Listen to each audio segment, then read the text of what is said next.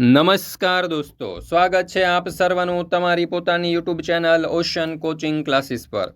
મિત્રો, ધોરણ 6ની તારીખ 23/10/2024ને બુધવારના રોજની જે ગણિત વિષયની પ્રથમ સત્રાંત પરીક્ષા 2024 લેવાની છે, તેના માટે આપણે બ્લુ પ્રિન્ટના આધારે અધ્યયન નિષ્પત્તિના આધારે મોસ્ટ આઈએમપી પ્રશ્નપત્ર તૈયાર કરેલું છે, જે દરેક વાલીઓ, વિદ્યાર્થીઓ અને શિક્ષકો માટે અતિ ઉપયોગી છે। તો દરેક વિદ્યાર્થીઓએ અવશ્ય આ જે પ્રશ્નપત્ર છે તેનો અભ્યાસ કરી લેવો પરીક્ષાની તૈયારી માટે અને પરીક્ષામાં સારામાં સારા ગુણ મેળવવા માટે ખૂબ જ ઉપયોગી સાબિત થાય તેવું આ પ્રશ્નપત્ર છે।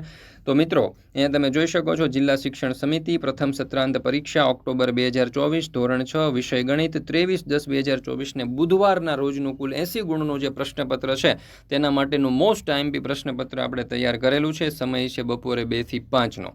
ચાલો તો શરૂ કરીએ આ ગણિત વિષયના પ્રથમ સત્રાંત પરીક્ષાનું જે મોસ્ટ આઈએમપી પ્રશ્નપત્ર છે તેનું સોલ્યુશન। એમાં પ્રશ્ન નંબર 1, નીચે આપેલા દાખલા ગણો। કોઈ પણ 3 દાખલા ગણવાના છે। 9 માર્ક્સનો પ્રશ્ન છે, એટલે કે એક દાખલાના 3 માર્ક્સ છે। પહેલો સવાલ, સાયકલ બનાવતી એક કંપનીએ માર્ચ માસમાં 1608 સાયકલ, એપ્રિલ માસમાં 1950 તથા મે માસમાં 4566 સાયકલનું વેચાણ કર્યું।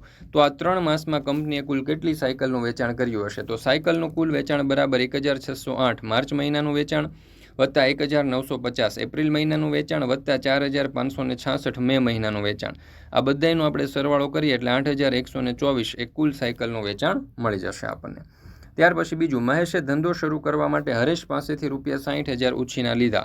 તેમણે જો ₹50,190 પાછા ચૂકવી દીધા હોય તો હવે તેમણે કેટલા રૂપિયા ચૂકવવાના બાકી રહ્યા? તો ચૂકવવાના બાકી રૂપિયા 60,000 માઇનસ 50,190। 0માંથી 0 જાય તો 0। હવે અહીંયા 0માંથી 9 નહીં જાય તો દશકો લેવો પડશે, ત્યાંથી નહીં મળે, એની બાજુમાંથી ત્યાંથી નહીં મળે તો 6 ઉપરથી, 6 ઉપરથી દશકો લે તો અહીંયા 5, અહીંયા 0 ઉપર 9, 0 ઉપર 9, 0 ઉપર 10, 10માંથી 9 જાય તો 1, 9માંથી 1 જાય તો 8, 9માંથી 0 જાય તો 9, 5માંથી 5 જાય તો 0, એટલે જવાબ આવશે 9,810 એ કુલ ચૂકવવાની રકમ। ત્યાર પછી ત્રીજું, એક કારખાનામાં એક દિવસમાં 1250 ટી શર્ટ બને છે। તો 15 દિવસમાં આ કારખાનામાં કેટલા ટી શર્ટ બનશે? તો કુલ બનતા ટી શર્ટ એટલે કે 1250 ગુણ્યા 15। હવે એનો ગુણાકાર કરીએ, પહેલાં 1નો ગુણાકાર કરીએ તો અહીંયા આવશે 12,500, પછી 5નો ગુણાકાર કરીએ એટલે 6,250 ને બંનેનું ટોટલ થશે 18,750। તો કુલ 18,750 ટી શર્ટ બને છે એવું આપણે કહી શકીએ। ત્યાર પછી છે ચોથું, એક ખેડૂત પાસે કુલ 348 ગુલાબના છોડ છે। તે એક હરોળમાં 15 ગુલાબના છોડ રોપવા ઈચ્છે છે।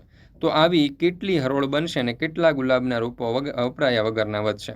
તો એકદમ સરળ દાખલો છે। 348 ભાંગ્યા આપણે અહીંયા 15 કરવા પડશે। તો જો 15 દુ 30 ભાગ ચાલશે, કારણ કે અહીંયા 34 છે, તો 15 દુ 30, 34માંથી 30 જશે તો 4, ઉપરથી ઉતારે 8, પછી 15 તેરી 45 ભાગ ચાલશે, 48માંથી 45 જાય તો 3। તો અહીંયા તમે જોઈ શકો છો કે 23 જે છે એ આપણો જવાબ આવ્યો। તો 23 કુલ હરોળ બનશે અને શેષ 3 વધી, એટલે 3 રોપા જે છે તે રોપાયા વગરના બાકી રહી જશે। મિત્રો, ધોરણ 3 થી 8ની જે પ્રથમ સત્રાંત પરીક્ષા 2024-25 છે તેના માટે ખાસ ઉપયોગી એવા મોસ્ટ આઈએમપી પ્રશ્નપત્ર અને most IMP assignment blue print અને અધ્યયન નિષ્પત્તિના આધારે આપણે તૈયાર કરેલા છે, જેની અંદર તમારા જે ગયા વર્ષના પ્રશ્નપત્ર હોય, તમારી જે બ્લુ પ્રિન્ટ હોય, આ ઉપરાંત જે એકમ કસોટીઓ છે, જે સ્વ અધ્યયન પોથી છે, તેની અંદરથી મોસ્ટ આઈએમપી પ્રશ્નો વીણીને આપણે આની અંદર મૂકેલા છે, જે દરેક વાલીઓ, વિદ્યાર્થીઓ અને શિક્ષકો માટે ખૂબ ઉપયોગી છે। તો દરેક વિદ્યાર્થીઓએ અવશ્ય આ જે પ્રશ્નપત્ર છે અને જે અસાઇનમેન્ટ છે તેની PDF મેળવી લેવી। પ્રશ્નપત્ર એક વિષયની માત્ર ₹20 પ્રાઇસ છે અને અસાઇનમેન્ટની પ્રાઇસ માત્ર 40 છે, અને એ પણ રેડી ટુ પ્રિન્ટ ફોર્મમાં આવશે। સીધી ઝેરોક્સ કરાવી અને તમે એનો ઉપયોગ કરી શકશો।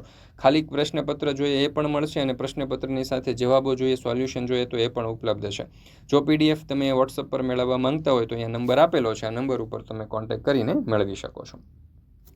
પ્રશ્ન નંબર 2, માંગ્યા મુજબ જવાબ આપો જેના કુલ 4 માર્ક છે। અહીંયા આપણને સંખ્યા આપેલી છે અને ભારતીય અને આંતરરાષ્ટ્રીય પદ્ધતિમાં દર્શાવવાની છે। તો ભારતીય પદ્ધતિમાં દર્શાવીએ તો પાછળથી 3 અંક પછી અને પછી 2 અંક પછી પોઈન્ટ આપણે અલ્પવિરામ મૂકીએ, એટલે જવાબ આવશે 45,67,321, અને આંતરરાષ્ટ્રીય પદ્ધતિમાં આવશે 3 અંક પછી અલ્પવિરામ, એટલે આ રીતે આપણે દર્શાવી શકીએ।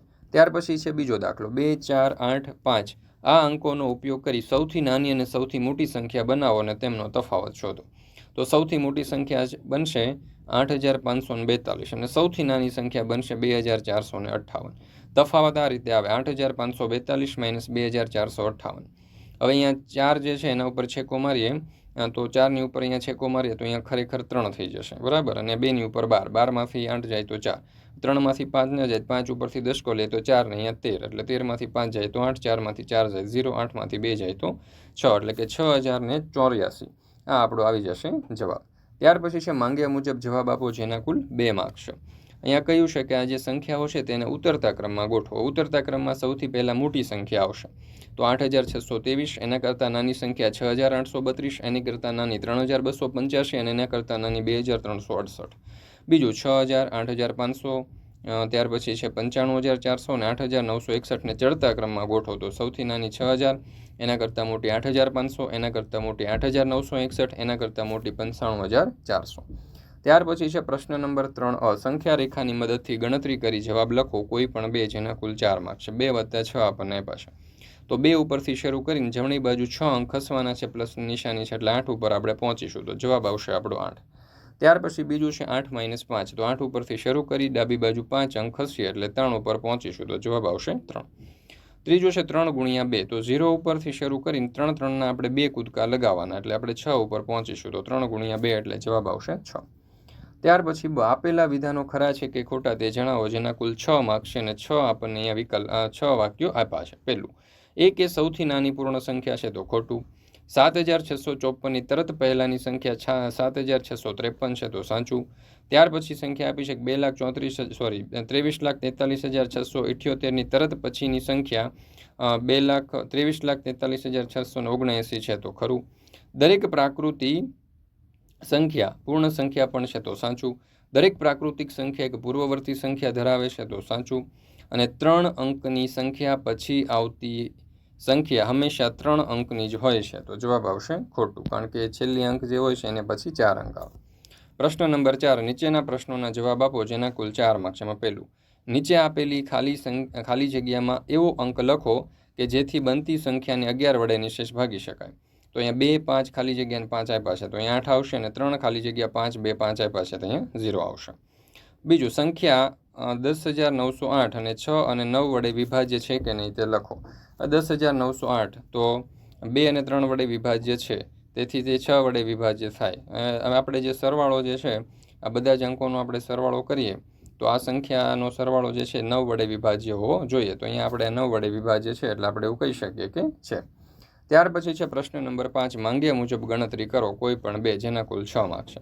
196ના અવિભાજ્ય અવયવ તો 196ના 2 વડે ભાગ ચલાવે તો 98 દુ 49 દુ 77 7 × 7 49 ને 7 × 7 બરાબર છે. તો આ બધા એના અવિભાજ્ય અવયવ થઈ ગયા 2 × 2 × 7 × 7. ત્યાર પછી બીજો દાખલો 20 × 20 28 અને 36ના સામાન્ય અવયવ તો 20ના અવયવ 1 2 4 5 10 ને 20. 28ના આવશે 1 2 4 7 14 અને 28. 36ના આવશે 1 2 3 4 6 9 12 18 ને 36 ને સામાન્ય અવયવ બંનેમાં ત્રણેયમાં સરખા હોય એવા 1 2 અને 4. ત્રીજું 12 18 અને 6ના સામાન્ય અવયવી લખો તો 12ના 12 24 36 48 60 ને 72.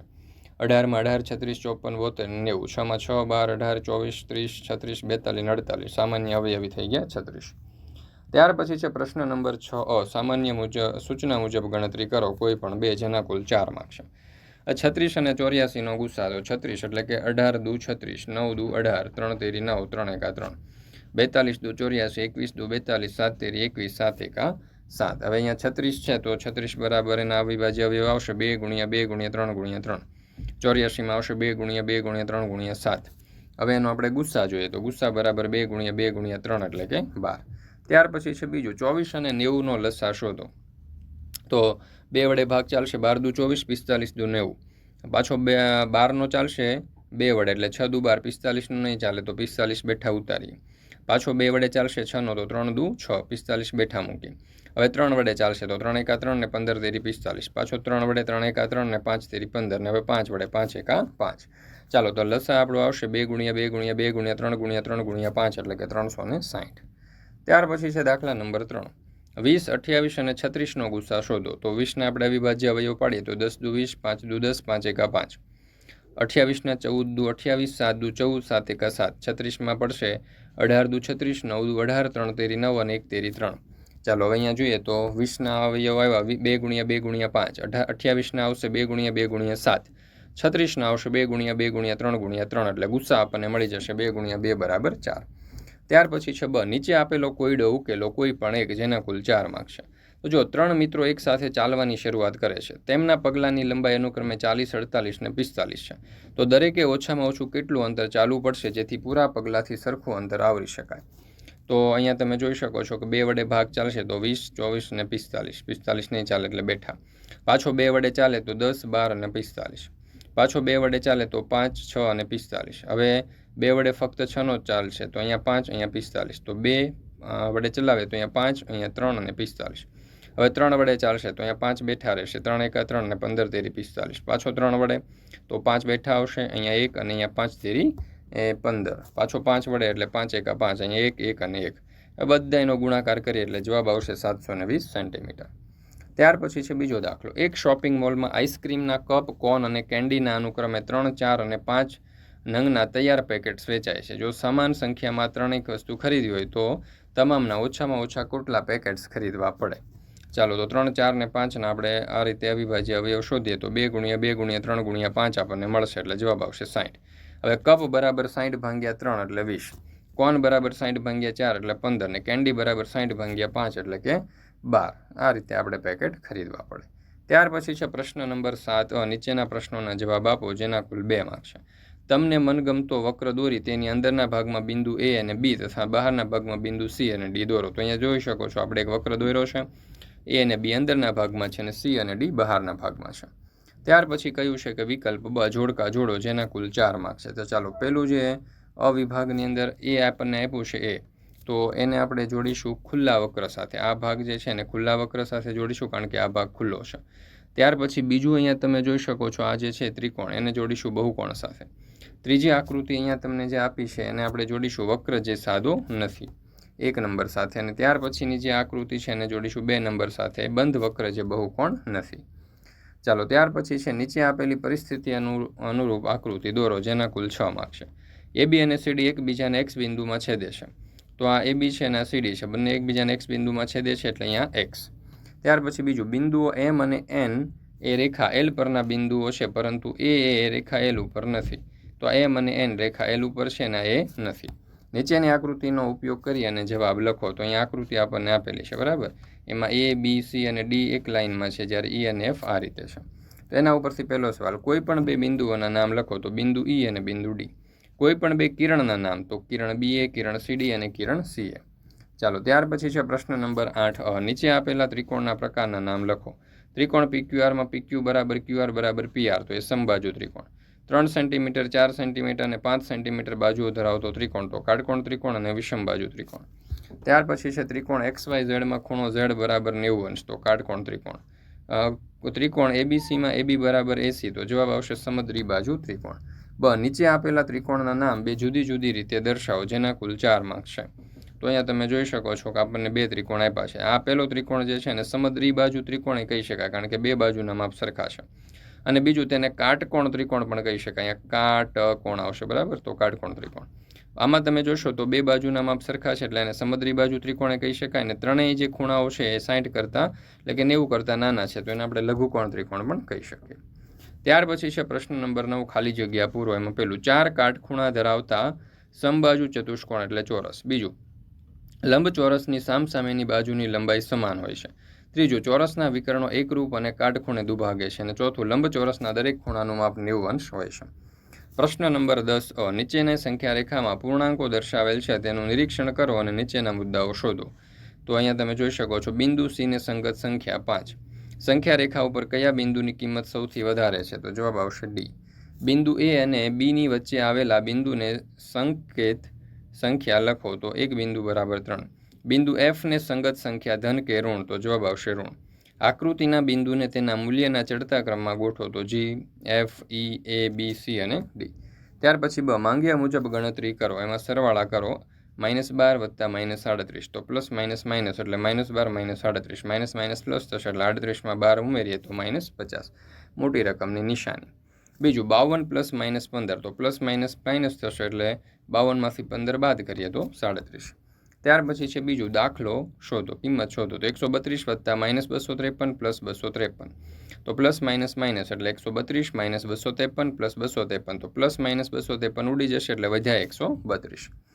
બીજો દાખલો -20 + -30 + 15, તો -20 -30 + 15, માઇનસ માઇનસ પ્લસ થશે એટલે 20 + 30 એટલે -50 + 15, તો પ્લસ માઇનસ માઇનસ 50માંથી 15 જશે તો -35. ત્યાર પછી અહીંયા આપણે આ જે પ્રશ્નપત્ર છે તેનું જે સંપૂર્ણ સોલ્યુશન છે ધોરણ 6ના ગણિત વિષયનું તે પૂર્ણ કરીએ છીએ. મિત્રો, આપણી આ ચેનલ ઉપર આજે પ્રથમ સત્રાંત પરીક્ષા 2024 છે તેના દરેક વિષયના મોસ્ટ આઈએમપી જે પ્રશ્નપત્ર આપણે તૈયાર કરેલા છે તેના સંપૂર્ણ સોલ્યુશનના વિડીયો અને પીડીએફ મુકાઈ ચૂક્યા છે.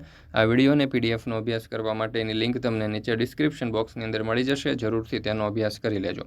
આ જે પ્રશ્નપત્ર છે તમારી અધ્યયન નિષ્પત્તિઓ બ્લુ પ્રિન્ટને આધારે તૈયાર કરેલા છે. તમારી સ્વઅધ્યયન પોથી, તમારી એકમ કસોટીઓ અને અત્યાર સુધીની તમારી જેટલી પણ ગયા વર્ષના જૂના પ્રશ્નપત્ર છે તેને આપણે સાથે ભેગા કરીને એમાંથી મોસ્ટ આઈએમપી પ્રશ્નો વીણીને લીધેલા છે. તો દરેક વાલીઓ, વિદ્યાર્થીઓ અને શિક્ષકો માટે ખૂબ ઉપયોગી છે. જરૂરથી આ પ્રશ્નપત્રનો અભ્યાસ કરી લેવો. પરીક્ષા માટે તમને ખૂબ ઉપયોગી સાબિત થશે. આ વિડીયો તમારા દોસ્તો મિત્રો સુધી અવશ્ય શેર કરજો.